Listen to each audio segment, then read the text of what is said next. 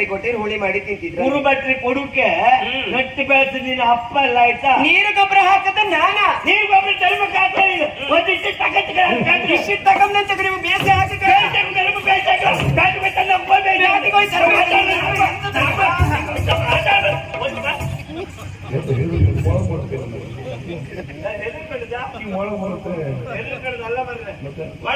ನಾಲ್ಕು ಬೀಳುತ್ತೆ ಯಾರಿಗ ಪ್ರಶ್ನೆ ಬೇರೆ ಏನು ಬಾರಿ ಬಾರಿ ಜೋರ್ ಬಾರಿ ಹಾಕ್ತಾರೆ ಹೆದರಿಕೆಯ